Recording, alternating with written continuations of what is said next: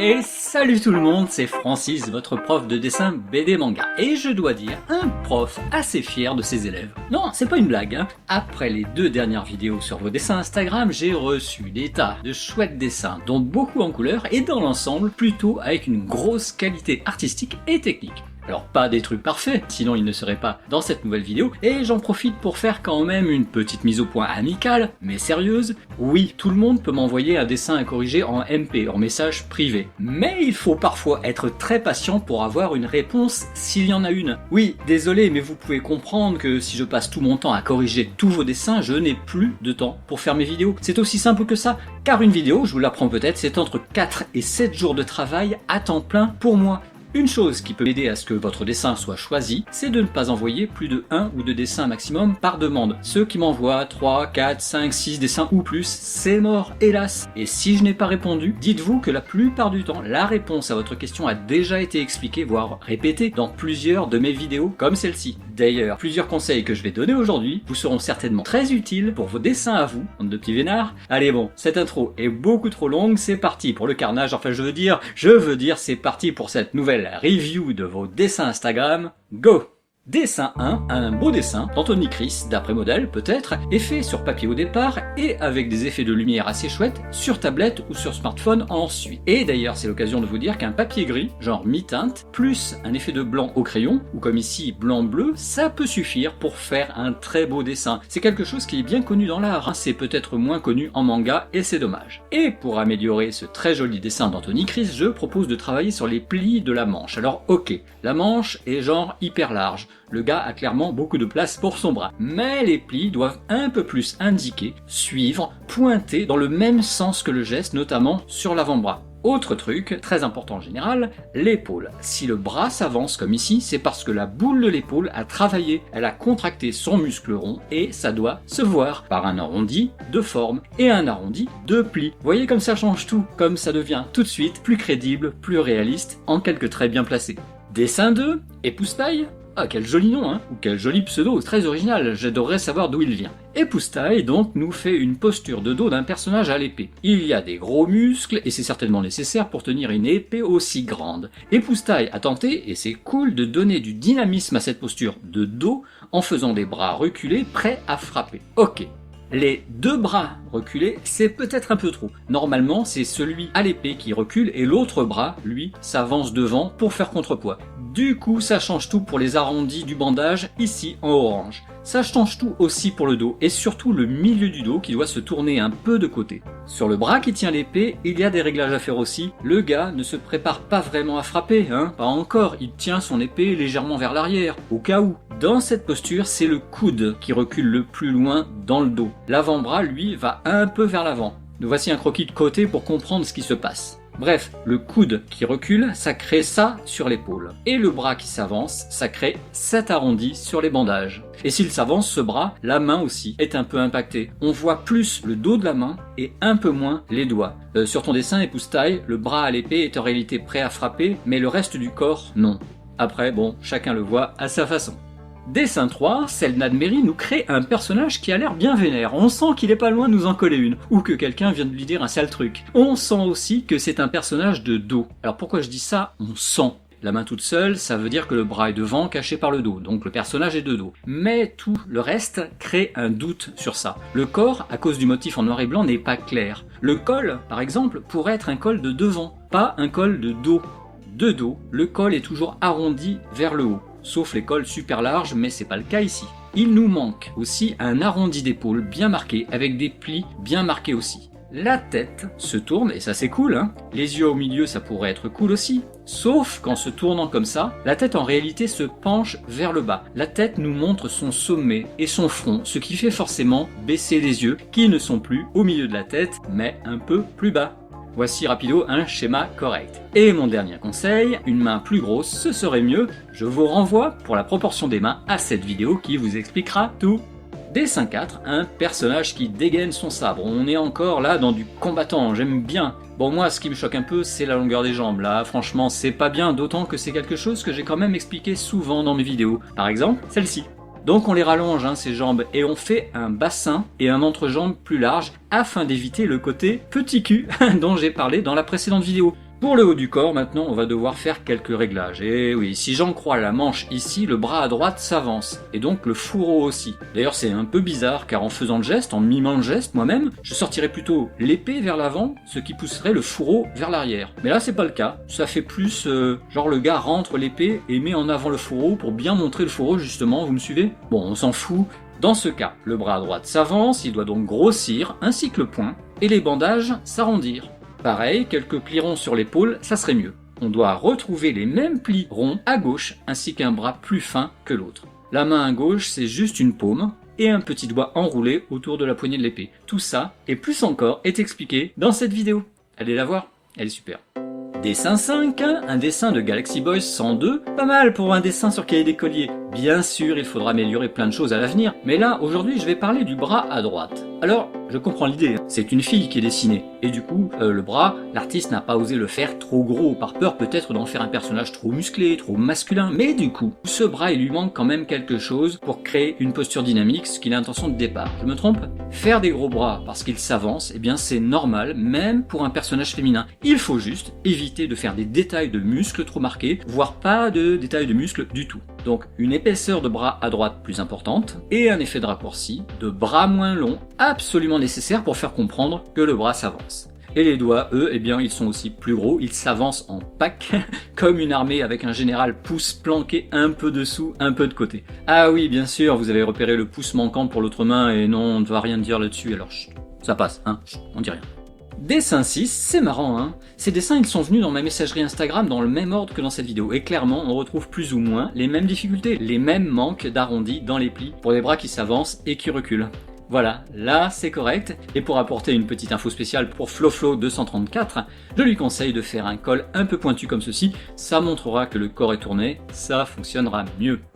Dessin 7, un beau dessin au crayon de Adeljof 93, tenu avec un vaste manteau et canne au style situé quelque part entre 18e et 19e siècle, mais version étrange, un poil magique. Alors les erreurs dans ce dessin concernent surtout l'avant-bras, trop long, voilà. Je l'ai refait et vous le voyez puisque le bras derrière l'avant-bras se relève et forme un raccourci. On en voit d'ailleurs un petit bout ici. Le reste, c'est plus de détails et de précision dans les mains. Alors, celle qui tient le chapeau forme un losange aplati pour la paume, en jaune. Losange qui forme un angle avec les doigts. Pour la main sur la canne, on doit retrouver un volume correct pour la paume. Après tout, c'est la paume qui s'appuie sur la canne. Et d'ailleurs, la canne n'est pas sous le bras, elle est sous la paume, un peu décalée. Et enfin les doigts, qui se placent de chaque côté, bloquent la paume entre pouce à droite et autre doigt à gauche. Voilà. Dans les deux cas, on a des mains qui s'appuient et tiennent des trucs, et tout ça repose sur des paumes bien placées. Dessin 8, assez rapidement, il y a un truc un peu bizarre sur ces dessins de Maxime. La tête est penchée et ça, c'est correct. On le voit si on fait la croix de visage. Mais du coup, si on regarde de la pointe du menton qui est pile au milieu de la croix, c'est l'indice obligatoire que le visage est de face. Sauf que les yeux, eux, ne sont pas de face. Ils sont un peu décalés sur la gauche. J'en veux pour preuve l'espace de tempe plus grand là que là. L'espace d'œil plus petit là que là. Et ça de face, bah c'est pas bon. D'où le truc, la sensation bizarre de tout à l'heure. Donc, soit Maxime doit repousser les deux yeux à droite pour rééquilibrer les côtés, soit il les laisse et donc on aura un visage un peu tourné, à condition de pousser le menton et le nez à gauche. Si le visage est tourné, tout est tourné. C'est logique. Et ça aura aussi un impact sur l'oreille qui devra être plus large ici et plus caché là. Allez, la suite. Dessin 9, un chouette dessin par Yaoïste, une belle fille, un peu princesse Disney, un peu super héroïne de comics. Aucune idée si c'est copié ou non, dans tous les cas, peu de choses à redire, c'est beau. S'il faut vraiment pinailler sur des détails, il manque, les clavicules, c'est toujours utile, et l'œil est un poil long en direction de l'oreille. Il y a aussi la main à gauche qui devrait être tournée dans ce sens-là, plus ou moins. Mais bon, il faudrait surtout savoir quel geste elle fait en réalité. Est-ce qu'elle salue, elle attrape quelque chose, elle regarde sa main? Pas évident, et tant qu'on ne sait pas, à mon avis, Yaoïs non plus, c'est difficile de savoir quoi corriger, et pourtant il le faudrait car cette main, pour l'instant, elle est quand même pas top. Allez. Dessin 10, un dessin d'Esteban et de Demon Slayer, plutôt bien fait. C'est toujours délicat pour moi de donner des conseils à partir d'un dessin un peu ou beaucoup pris sur un modèle, d'autant qu'il y a les vrais modèles, pris dans les mangas, les animés et les illustrations professionnelles issues d'un artbook ou d'une affiche, et les modèles, disons, moins fiables, beaucoup moins fiables parfois, surtout en anatomie, et qu'on trouve beaucoup par exemple sur Pinterest. Donc préférez l'original quand vous refaites un dessin. Mais si je fais abstraction de tout ça, sur le dessin d'Esteban, on peut quand même améliorer ceci. Alors c'est un classique, le rond de l'épaule, ici en violet. Quel que soit le vêtement, ample ou serré, faites toujours un contour à peu près rond pour dire dessous le tissu, il y a le rond d'une épaule. Et un autre conseil, si le bras va à droite, la tête qui pivote elle à gauche, eh bien ça veut dire qu'il y a une torsion entre les deux qui doit se voir au niveau du cou. Donc un petit trait de muscle de cou penché, ça rajoute quelque chose. Et pour enfoncer le clou sur le cou, une ombre bien marquée et penchée, ça fera le job. Voilà, c'est des détails, mais ces détails donnent un maximum d'énergie à cette posture, un maximum d'énergie à ce dessin. Dessin 11, Hikaru nous a créé un joli personnage de fille avec un costume plein de détails décoratifs sur les vêtements. Bon, peut-être un petit peu fouillis, mais c'est quand même un bon début. Alors oui, inventer des tenues pour un personnage c'est cool, même si ça prend un peu de temps. Là, ce qui me frappe, c'est les problèmes de proportion de corps. Proportion dont j'ai pourtant beaucoup parlé dans mes vidéos, même si je sais que comprendre et réussir à faire, c'est pas le même bail. Passons pour l'instant sur les bras trop longs. Cette fille, ce personnage féminin, n'a pas de bassin. Alors je comprends l'idée là encore, c'est une sorte de taille basse avec la ceinture qui descend beaucoup, mais clairement c'est trop descendu. Il faut remonter la ceinture. Regardez à droite, comme ça remet un beau volume de bassin crédible à ce personnage. Autre chose, la largeur du bassin. On n'ose pas faire trop large, et on le comprend, mais il y a quand même une règle. Le corps est cohérent. Si la fille a des seins moyens ou gros, elle a des hanches de femme bien larges. Et si c'est une jeune femme, c'est au niveau de l'estomac qu'on va réduire un peu pour la rendre plus fit. Ne diminuez s'il vous plaît jamais un bassin de jeune femme, de jeune fille. Ah oui, et par conséquence du coup, les coudes remontent ici, juste sous les côtes. Dessin 10, une écolière dessinée par Brian avec sa coiffure africaine, très sympa, hyper sympa même. Là, on a finalement le défaut inversé du dessin précédent, mais bon, juste sur les bras, je vous rassure, les coudes sont trop hauts. Ils doivent descendre sous les côtes. Perso, d'ailleurs, je rajouterai de l'épaisseur au bras. Je l'ai dit, le corps est cohérent, donc par rapport aux cuisses qui ne sont pas maigres, alors sans être grosses bien sûr, les bras sont un petit peu trop fins. On peut aussi élargir le cou si on veut, bon il faut voir. Dessin 13, Sepiam, Sep pour les intimes, réalise de chouettes illustrations en couleur, telles que celle-ci, bravo à lui. Il me demande mon avis sur cet autre dessin qu'il a réalisé suite à une sorte de défi d'un artiste catalan dont vous voyez le nom et le dessin original en bas de l'écran. Il s'agirait donc de refaire plus ou moins un dessin en couleur déjà fait, qui est beau, mais pas forcément parfait techniquement, et du coup, la version de Sep, ici en grand, souffre un petit peu de ça. Mais c'est pas grave, les choses à corriger se situent au niveau du bassin, tiens, des cuisses et des plis de vêtements. Le bassin, bon, il ne se voit presque pas, mais là où il se voit, il faut qu'il soit présent avec plus de plis et une cassure, un angle net par rapport aux cuisses. Donc il faut démarquer clairement cuisses et bassin dans ce genre de posture, c'est la base. Les cuisses, surtout à gauche, doivent être aussi un peu bombées. C'est à la fois parce qu'il y a du muscle et parce que l'os dedans est courbe lui aussi. Enfin, les jambes dessous sont repliées, on le voit, et qui dit replié dit pli, et oui, partant de la zone du genou et allant soit vers la botte, soit vers l'arrière de la jambe. On rajoute le même genre de pli vers les bras, repliés eux aussi, et on aura au final un dessin un poil plus crédible, un poil plus réaliste. Dessin 14, un skater de Maceo 125 d'après modèle très certainement, et c'est une bonne idée, car ce genre de posture est difficile, voire impossible à inventer. Une photo c'est souvent une bonne base, auquel il suffit de rajouter une tête manga par exemple. Mais il faut toujours se rappeler que si une photo donne une indication précieuse du geste, de la position des bras, des jambes, des mains, de la tête, elle peut nous embrouiller avec des plis et des volumes de vêtements compliqués, car pas forcément beaux en dessin. Refaire à 100% une photo n'est jamais bon, jamais réussi. Pour faire court, une photo ça se voit, un dessin, ça doit se comprendre. Là par exemple, on ne comprend pas, et c'est valable uniquement en dessin, on ne comprend pas clairement quel genou s'avance, ni quel coude s'avance également. On le devine, on le suppose, mais ce n'est pas clair. Pour être clair, par rapport à une photo, le dessin doit exagérer, en créant, en exagérant les grossissements et les raccourcis. Par exemple, grossir l'avant du skate va booster le dessin et nous donner du volume et de l'énergie. Ça, c'est typique du dessin en général, et du dessin BD manga en particulier.